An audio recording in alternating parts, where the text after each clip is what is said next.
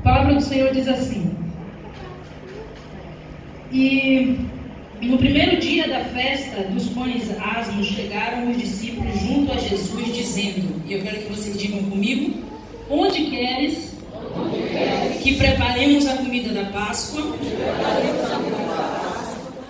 E ele disse: ide à cidade a um certo homem e dizer-lhe: o mestre diz, o meu tempo está próximo. Falem comigo: em tua casa celebrarei a Páscoa com os meus discípulos. E os discípulos fizeram como Jesus lhe ordenara e, falemos juntos, prepararam a Páscoa. Amém? Amém. Hoje à tarde, meditando sobre, eu até falei com Elismar, Mazinho, eu falei com o Kelvin, eu disse: meu Deus, me colocaram para pregar no dia da Páscoa. A gente está acostumado com muito de missões, congresso de missões, e eu disse: eu vou ver aqui o que é que Deus quer falar conosco. Então eu li praticamente esse capítulo todo, depois eu reli a mesma história no livro de Marcos, e fui relendo, e o que o Senhor colocou no meu coração estão apenas nesses 3 versículos. Porque nós já conhecemos essa história várias vezes, né? A gente já leu e todos os anos a gente celebra. Mas aqui tem 3 coisinhas que eu quero compartilhar com os irmãos. Primeiro, os discípulos, eles estavam querendo comemorar a Páscoa. E vamos ver se a gente compreende junto que a Páscoa já era importante para eles, mesmo antes da morte e da ressurreição de Cristo. Eles já comemoravam a Páscoa. Hoje, quando a gente comemora a Páscoa, a gente está falando da passagem da morte para a vida, a gente está falando da ressurreição de Cristo após a morte de cruz, a gente está falando da vitória de Deus sobre tudo o que mata e fere a vida. Amém? Amém. A ressurreição de Cristo para nós é um convite, é tipo um voucher para a vida eterna. É possível, porque Ele morreu e... Então, quando a gente fala que nós teremos a vida eterna, que nós acreditamos na vida após a morte, nós acreditamos que teremos uma vida com Cristo antes da morte de Jesus, era meio difícil a gente conversar sobre isso, mas hoje não, é possível. Ele morreu e ao terceiro dia é o nosso voucher. Amém? É o nosso convite à vida eterna. Mas os discípulos também comemoravam já a Páscoa, os judeus já comemoravam, e a Páscoa para eles era um momento em que eles comemoravam o fato de Deus ter passado pelo Egito e ter tirado o povo de Israel que era escravo ali. Então era um momento importante para eles. O aspecto histórico da comemoração diz que eles comemoravam a libertação quando eles saíram do Egito, o povo deixou de ser escravo, o povo de Deus foi liberto. E tinha outros aspectos, tem por exemplo o aspecto agrícola. O que eles comemoravam? Era o início da primavera, o mês da colheita da cevada, e a gente vê em Deuteronômio que eles faziam aquele pão sem fermento. Então eles já tinham todo um contexto histórico, agrícola, e tinha também o ponto de vista pastoral, que os pastores nômades nessa época sacrificavam um cordeiro, pegavam o sangue do cordeiro, passavam nas tendas para pedir proteção em relação ao rebanho. Então era um momento importante para eles. Eles tinham toda uma carga que justificava eles estarem comemorando aquilo. E aí que é lindo o que eu aprendi enquanto eu meditava, é que diante de toda essa importância da Páscoa, eles viraram para Jesus e fizeram a pergunta: vamos? Onde queres que preparemos a Páscoa?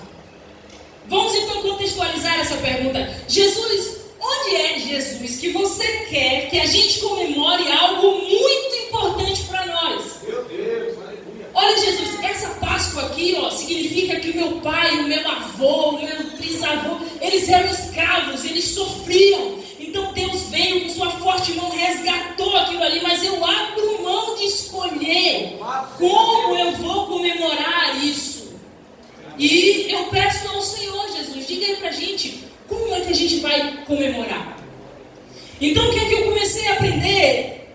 O que o Espírito Santo estava falando comigo é que nós precisamos fugir um pouco do eu quero e ativar o onde queres, o que queres, como queres. A gente precisa fazer essa migração, essa atualização de software, né? Hoje em dia é tudo assim. Vamos fazer esse upgrade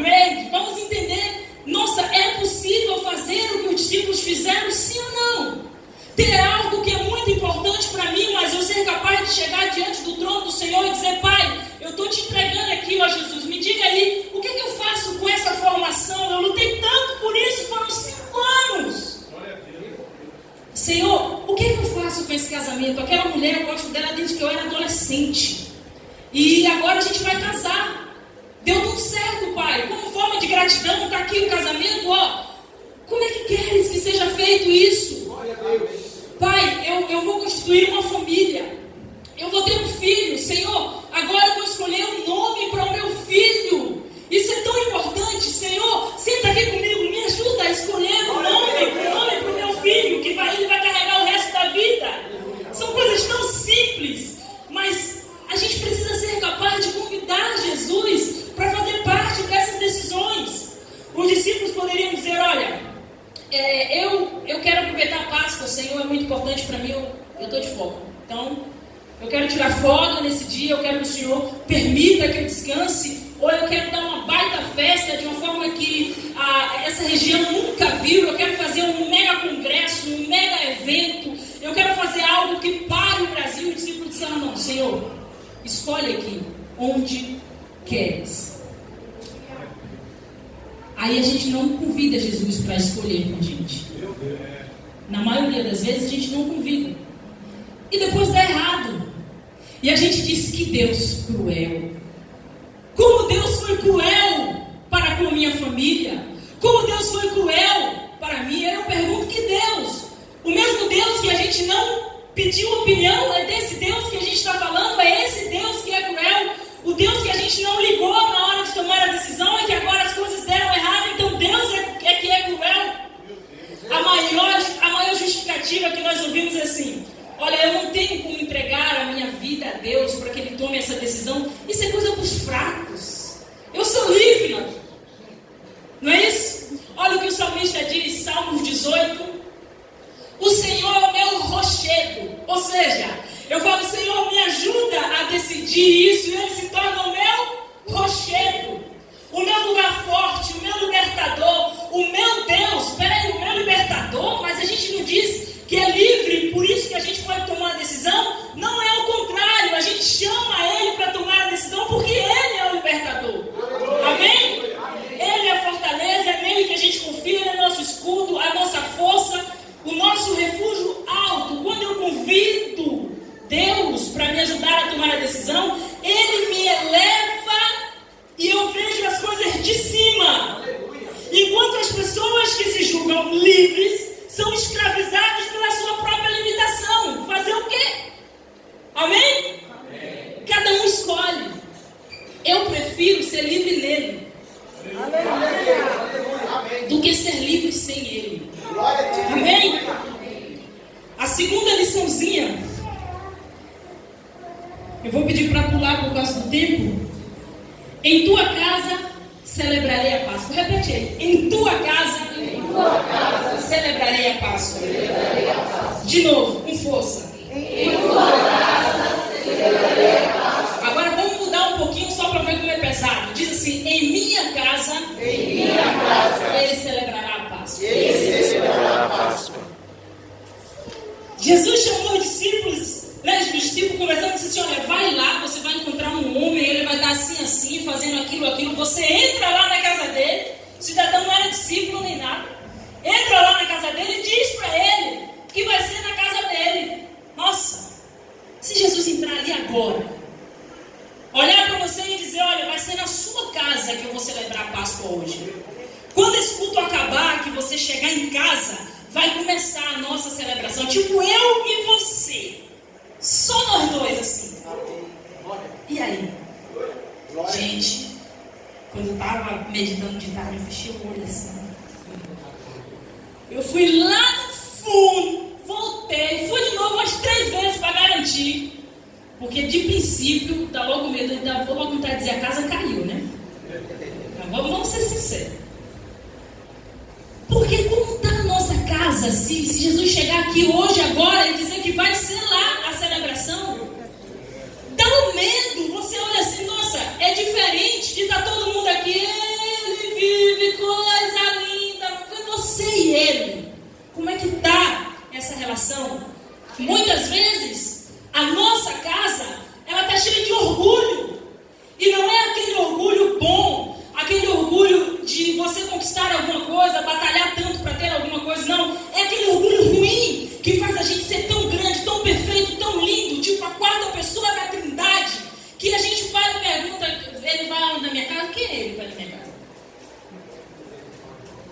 Às vezes a gente está tão cheio de orgulho que é assim que funciona. É a gente que pergunta a Jesus: quer na minha casa por quê? Quem é você para ir na minha casa? Eu sou crente há 300 anos e por quem és? O orgulho enche a nossa vida de forma que Jesus não consegue celebrar a Páscoa conosco. Às vezes é a ganância que está dentro do nosso coração, e ganância é bem diferente de ambição. Às vezes você tem uma ambição para conquistar algo, uma satisfação pessoal, isso é bom, mas a ganância não te dá limites. Você quer, você está tão ocupado querendo, e você enche a sua vida de tanta coisa, de tantos programas, de tantas agendas, que você não tem tempo de celebrar a Páscoa com Cristo, porque você está ocupado. Aí Jesus chega assim: olha, é na sua casa que eu quero celebrar a Páscoa. Olha, Senhor, porque nesse momento não vai ser muito bom, porque eu estou trabalhando em um projeto, porque eu estou querendo isso, eu estou querendo aquilo. Mas é Jesus, e ele passa batido porque a gente está cheio de outros interesses. Quantas vezes o nosso coração está cheio de inveja? Imagine agora, vamos lá, uma coisa absurda. Eu sou Jesus, e ali está o Elismar, o conhecido como Mazinho. Por favor. E Mazinho é invejoso, ele inveja tanto o pastor Jonatas, que ele compra uma camisa igual, que ele compra uma calça igual, que ele compra um carro igual, que ele ornamenta a sua casa de forma igual. E eu sou Jesus. Observe que essa é uma simbologia absurda. Eu sou Jesus, mas imagine só pra gente fazer a historinha. Eu chego na casa do Mazinho, nossa, eu vim cear aqui com o Mazinho. Não, aquele carro é do Jonatas. Será que eu estou na casa do Mazinho ou eu estou na casa do Jonatas? Não. Você perde a sua identidade. Você tem tanta inveja que nem você mais sabe o que você gosta. Porque você gosta de preto, mas o Mário usou azul. E você inveja o Mário, você usa azul. E eu que te conhecia como uma pessoa que amava azul, encontro você de preto e não sei mais quem é você. E Jesus, ele quer entrar na sua casa. Amém? Aleluia. E Jesus, ele quer entrar na sua casa, mas você está cheio de inveja, você está perdido em você mesmo. Em vez de você se usar ou usar todos os seus, tudo que você tem de bom para você mesmo, não, você se anula para querer ser outra pessoa. Jesus quer passar a ceia conosco, mas muitas vezes a nossa casa está cheia de desonestidade. E a Bíblia diz que o Senhor repudia toda a balança desonesta. E aqui em desonestidade, a gente coloca junto a mentira, a gente coloca o roubo, coloca a hipocrisia, e a gente vive de forma desonesta.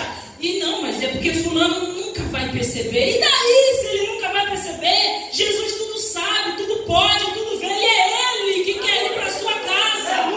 Não é o irmãozinho do lado, não é o pastor, não é o seu líder, não é seu amigo, é Jesus. E ele sabe se você é desonesto ou não. Se você fosse Jesus, você cearia com você mesmo? Esse é o momento da gente pensar. Não só celebrar, levantar, glorificar. Não, como é que está? Foi um sacrifício real. E às vezes a gente vive com impurezas em nossa vida, proposital. A gente sabe que a gente está em pecado, mas ninguém viu, então a gente deixa. E a gente engana a gente mesmo. E vai vivendo, vai deixando acontecer. Mas não pode haver comunhão entre a luz e as trevas. Jesus não vai coabitar com o pecado. Ele ama o pecador, não o pecado. E você tem que decidir se vai amar a Cristo ou o pecado. Porque ele não vai habitar com a impureza. Ele não vai habitar junto com o pecado porque você acha que é possível. O Jesus que foi capaz de dar a sua vida para purificar o mundo, vai viver com você impuro, por quê? Se você conhece a verdade. A Bíblia diz que conhecereis a verdade e será liberto.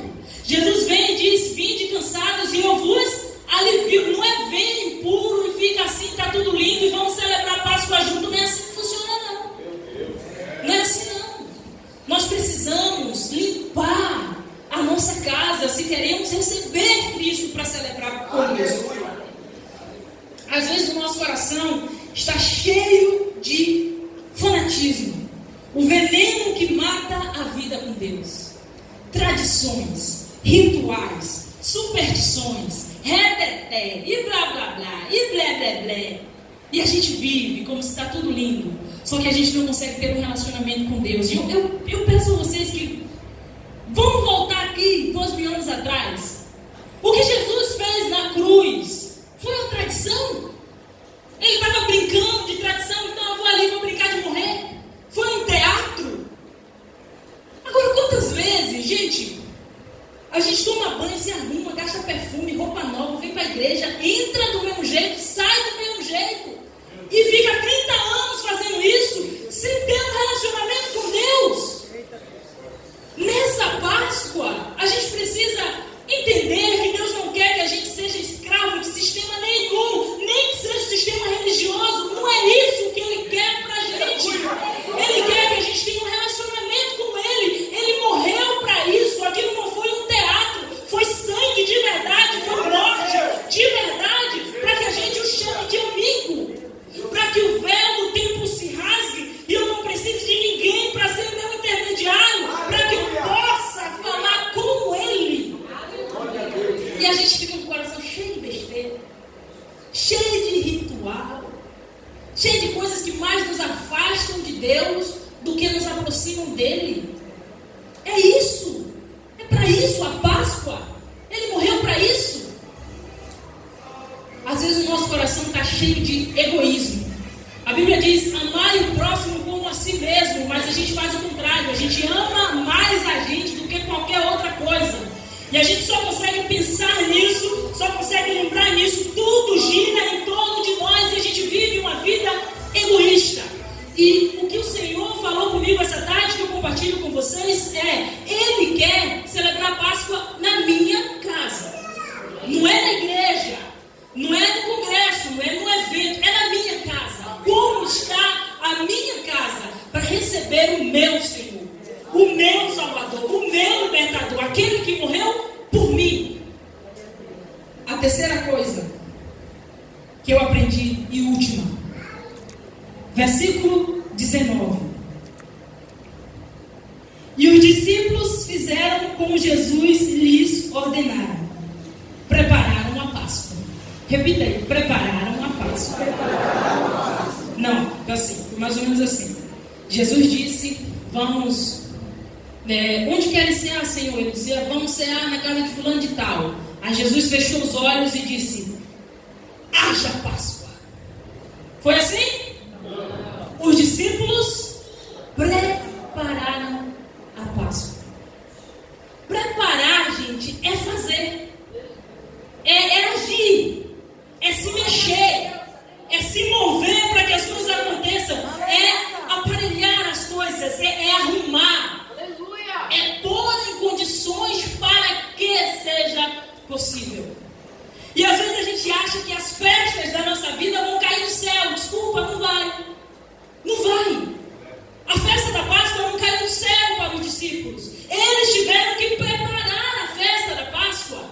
E conosco é a mesma coisa. A gente precisa agir diante do que queremos. Lá no primeiro ponto eu disse: pergunte ao Senhor o que Ele quer para a sua vida, para a sua formação, para o seu futuro, para a sua família. Aí você vai lá e pergunta, passo número 1. Aí você pode ouvir uma resposta que você não goste, porque sua casa está suja, bagunçada. Aí você vai para o ponto 2, você arruma a casa para que aquela coisa que você pediu, que o Senhor falou, aconteça. Aí depois você arruma a casa, sabe o que você faz? Você vai jogar videogame. Você senta e vai assistir televisão.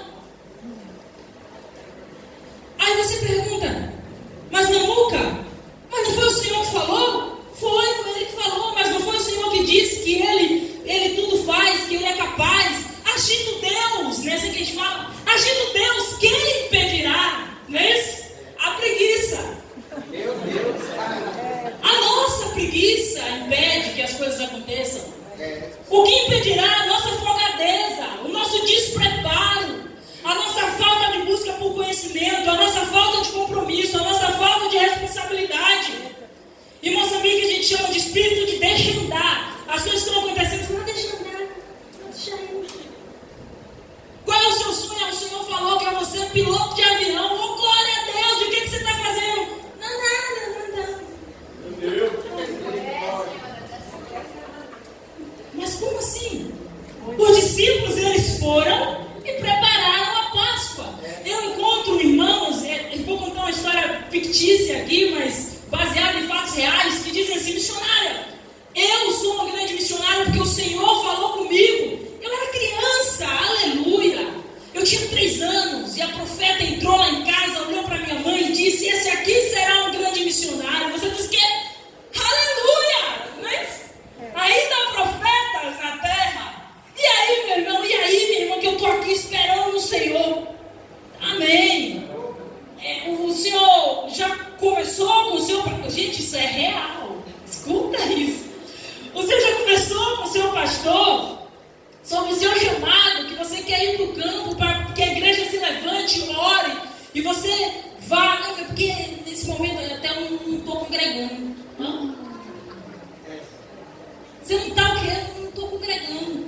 É que temos problemas, mas você brigou com o seu pastor? Não, nem briga não, assim, que eu... Não, a gente não está... Amém, irmão, mas se levante. Faça uma preparação, alguma coisa. Eu não fiz nenhuma preparação. O senhor tem quantos anos, irmão? 63. E a profecia, você tinha 3. Meu Deus. E você está esperando o agir de Deus? E a gente acha que é dessa forma que as festas acontecem? É dessa forma que a gente vai se levantar, se regozijar, sem fazer nada, sentado? A Bíblia diz que vai ter conformismo preguiçoso. É isso que diz a palavra do Senhor. O Senhor está dizendo: a nossa falta de propósito, de compromisso, de responsabilidade, faz com que a gente não dê um passo à frente, que a gente não avance. Olha o que diz Tiago. O que o irmão Tiago fala? Porque assim como o corpo sem espírito é morto, assim também é a fé sem obras. Deus agirá, eu tenho fé que Deus fará sem obras. A sua fé é vazia. Você precisa se erguer. Se você quer que o Senhor celebre a Páscoa na sua casa, você precisa fazer alguma coisa. Não só acreditar que Ele é o Todo-Poderoso, porque isso a gente já sabe de cor, mas qual é o seu papel? Limpou a casa, meu irmão? Levante-se, erga-se, faça alguma coisa para que o Senhor tenha orgulho de celebrar a Páscoa na sua casa. Amém? Que o Senhor abençoe a igreja.